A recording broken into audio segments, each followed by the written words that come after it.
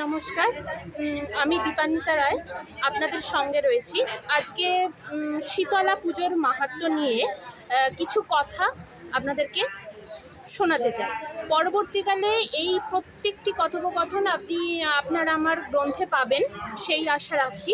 কিন্তু তার আগে কিছু আপনারা নিজেরা শুনে নিন যে শীতলা পুজোর মাহাত্ম্য। তার আগে আমি পুরোহিত পেয়েছি, অবশ্যই খুব ভালো নিপুণভাবে দেবীকে আরাধনার মাধ্যমে ডাকেন। ওনার পুজোর মাহাত্ম্য সবাই জানে, আমাদের গ্রামবাসী সবাই জানে। তো তাকে আমরা পেয়েছি, তার সাথে একটু পরিচয় করিয়ে নিই। আচ্ছা, আপনার নাম বলুন। আমি বিশ্বজিৎ চট্টোপাধ্যায়।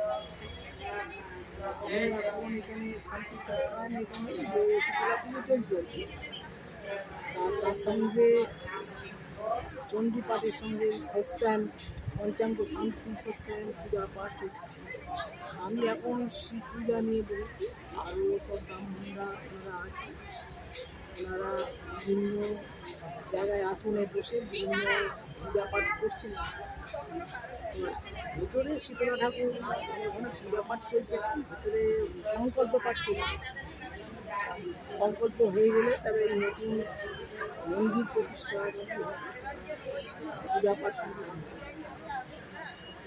আর এর বেশি তো অন্য এখন কিছু বলা যাবে না। দেবীর মাহাত্ম্য বলতে গেলে এখন সেখানে দেবীর পূজা পাঠ, দেবীর মাহাত্ম্য সবাই জানেন যে পূজা পাঠ কী বা শীতলা ঠাকুর কিসের জন্য আমরা পূজা পাঠ করে থাকি। উনি রোগজনিত সব কিছু ব্যাপারে আবার নিরাময় করে থাকেন।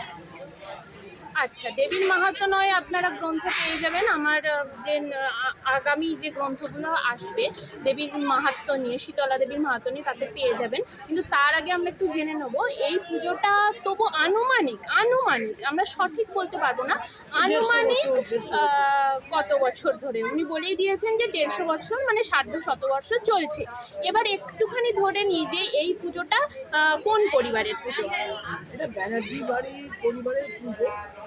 তো এখন এইটা নতুন সংস্কার হয়ে যাওয়ার পর সবাই মিলে এটাতে পুজো পাঠে সবাই ব্রতী হয়েছে, যাতে সবাই মিলে আমরা এই পুজোটা পাঠটা করতে পারি, সবাই সহযোগিতা করে এই পূজা পাঠটা চলছে। মানে আপনি বলছেন গ্রামবাসীরা সবাই একনিষ্ঠভাবে এই মন্দির প্রতিষ্ঠাতে অংশগ্রহণ করেছে। আচ্ছা, খুব ভালো লাগলো। তবু এতটা পুজোর মধ্যে থেকে উনি আমাদেরকে সময় দিয়েছেন, তার জন্য অবশ্যই আপনারা ধন্যবাদ জানাবেন। এবং পরবর্তীকালে আমি ফিরে আসবো আরও গুরুত্বপূর্ণ কিছু দেবীর মাহাত্ম্য নিয়ে। আপাতত এই পর্যন্ত, ধন্যবাদ।